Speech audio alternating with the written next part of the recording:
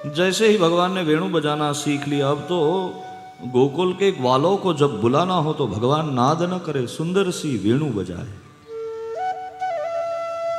बधी गोपीओ पण खबर पड़ी गई कृष्ण वेणु वगाड़े छे। बधा गोवाळियाओ भेगा थया कदमना वृक्षनी नीचे।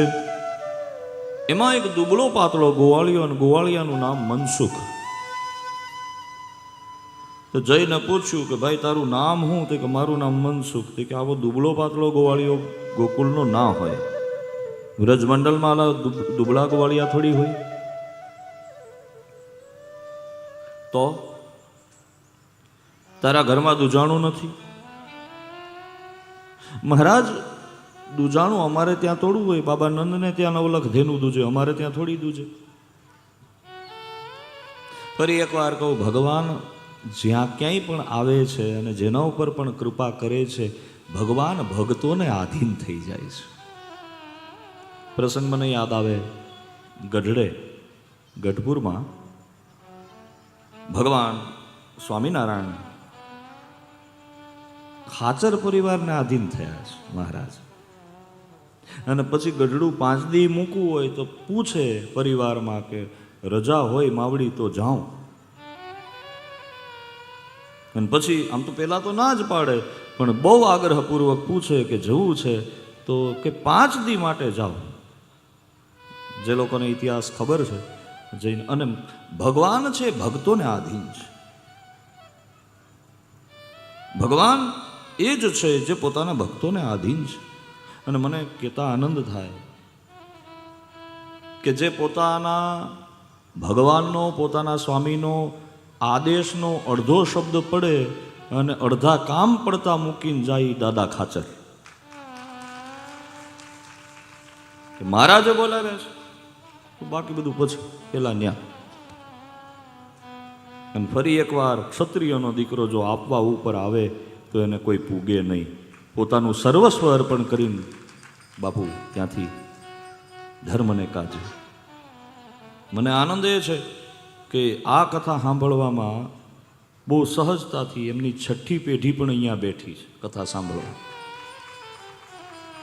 અમારા માં, આમ તો રોજ પ્રસાદ રોટલો હું ત્યાં જમું છું, બોલો નારાયણ, પણ ખૂબ આનંદ છે। ધન્ય છે નાગેશ્વરીની ભૂમિ, ધન્ય છે આ બાબરિયાવાડ પંથક।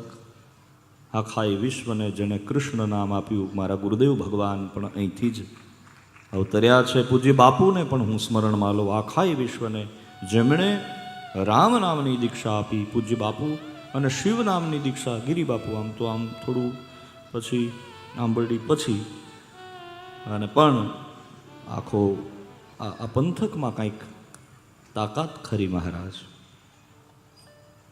ખૂબ સરસ, મારા હૃદયના રાજીપા સાથે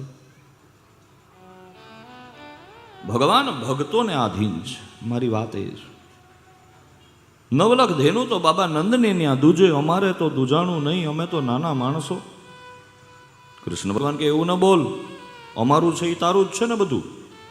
એમ નહીં કે કહેવાનું હોય ખાલી કે કઈ કોઈ દે નહીં એમ। તો હવે મનસુખ એક કામ કર, તારા ઘરમાં દૂજાણું નથી તો બાજુવાળાના ઘરમાં ખરું? કે હા ઘણું દૂજાણું છે। તો કે ત્યાંથી ચોરીને ખા, પણ ખા। મનસુખ કે મારે કંઈ કોઈ ત્યાં ચોરી કરવી નથી। એક તો ગોકુળની ગોપી કોઈ ડાયટિંગ કરતી નહોતી, હૃષ્ટપુષ્ટ। એમાં ગોકુળની ગોપીના હાથમાં જો ગોવાળીઓ આવી જાય ને એકાદો ઢીકો મારે તો આપણા તો એમને રામ રમી જાય। એક તો દુબળા પાતળા ગુજરી જવાય, એના કરતાં જેવા છે એવા હારા છે એમ। તો કે હા। કનૈયાને કહે, હે કનૈયા, તને આ મનસુખની એટલી બધી ચિંતા હોય તો એક કામ કર, તું ચોરી કરીને મને ખવડાય। શ્યામ સુંદર કે લાગે। ભગવાને નક્કી કર્યું, એક ટ્રસ્ટ બનાવ્યું મામા, ચૌર્ય વિદ્યા પ્રસારણ મંડળ। આ ટ્રસ્ટનું કામ ચોરી કરવું। પ્રમુખ બન્યા ઠાકોરજી, ઉપપ્રમુખ બન્યા દાઉજી મહારાજ, અને આખા ગામમાં કેવરાવી દીધું કે આ ટ્રસ્ટ અમે બનાવ્યું છે, જેને જોડાવવું હોય એ જોડાઈ જાવ સભ્ય તરીકે। આખું ગામ સભ્ય જોડાણું। કોઈને અસભ્ય થવું ગમતું નહોતું એટલે બધા સભ્ય થયા. સમજાય ને બંધન? બધા સભ્ય બન્યા છે. હા, અને ધીમે ધીમે આમ ટ્રસ્ટનું કામ એવું હાલ્યું. ટ્રસ્ટનું એક જ કામ, જેના ઘરમાં માખણ વધારે હોય અને ડાયરેક્ટ મથુરા મોકલી દેતા હોય એ બધાના ઘરમાં ચોરીઓ કરવી. એટલે અહીંયા છોકરા, ઘરના છોકરા ભૂખ્યા રહે ને તમે બહાર બધાને આમ ઝાલકું નાખો, બોલો નારાયણ, સારું લાગે? ભગવાન ઠાકોરજી ચોરી કરવા માટે આવ્યા છે. માખણ ખાય, ગોવાળિયાઓને ખવડાવે, બધાને આનંદ કરાવે. પણ હવે આ બધું હાલતું હતું ને એમાં વાંદરાઓની આખી ટોળકી આવી અને મોઢું ચડાવીને કૃષ્ણને સામે આમ બેસી ગયા. બોલે નહીં. કૃષ્ણ ભગવાન આ બધા સખાવો. તો કૃષ્ણ ભગવાન એલા બધા તમને શું વાંધો પડ્યો? તો એ કંઈ બોલે નહીં, આમ મોઢું ફેરીને આમ બેસી જાય. તો ભગવાનને એમ થયું મારું આ બધાને ખોટું લાગે, કંઈ સારું નહીં. એટલે ભગવાન વાંદરાઓની મંડળીની વચ્ચે ગયા. એના જે પ્રમુખ હતા, બોલો નારાયણ, એને આખી વાત કરી કે હું તમારો ઋણી છું, બોલો નારાયણ. મારા મિત્રો, મારા સખા મારી ભેગી આ જુદી દુનિયા ઊભી નથી ને, હે વાનરો તમે જ મને જીતાવ્યો તો ગયા જન્મમાં. કપિરાજ, અને યાદ રાખજો, ભગવાન રામને કોઈ બાંધ્યો હોય તો મારો હનુમાન છે સાહેબ. હજુરી દાસ હનુમંતા. રામની દરેક લીલાઓ હનુમાન વિનાની અધૂરી રહે. હનુમાન ભગવાન મહાદેવનો રુદ્ર છે. અને કૃષ્ણ જન્મમાં વાનરોએ દુઃખ કર્યું વ્યાજબી છે. કૃષ્ણ પગમાં પડી ગયા, એલા તમે આવું ન કરો, તમારો ઋણી છું. તો કે હા, એ કે તમારે હારા દિવસો આવ્યા એટલે તમે અમને ભૂલી ગયા અને તમે આ બધું ગોઠવી લીધું ને, તો માખણમાં અમારોય ભાગ લાગે. એટલે બધાને ભેગા લઈ અને ઠાકોરજી ચાલ્યા છે. મિત્રોને ખવડાવ્યું, બાળ સખાઓને ખવડાવ્યું, વાનરોના પેટ ભરાઈ ગયા. ત્યારે ભગવાન પછી થોડો કોળિયો પોતાના મોઢામાં મૂકે છે. ભગવાને સૌને રાજી કરે. ભગવાન એ જ છે જે બધાને રાજી કરે. જે જો એક વસ્તુ યાદ રાખજો, મહાદેવજીનો દરબાર કેવો દિવ્ય છે. ભગવાન મહાદેવ પોતે, હવે એનું વાહન, ભગવાન મહાદેવનું વાહન શું છે? હા, ન્યાહામાં બેઠા છે. હવે એમના વામાં એનું વાહન હું, બેને વિરોધ.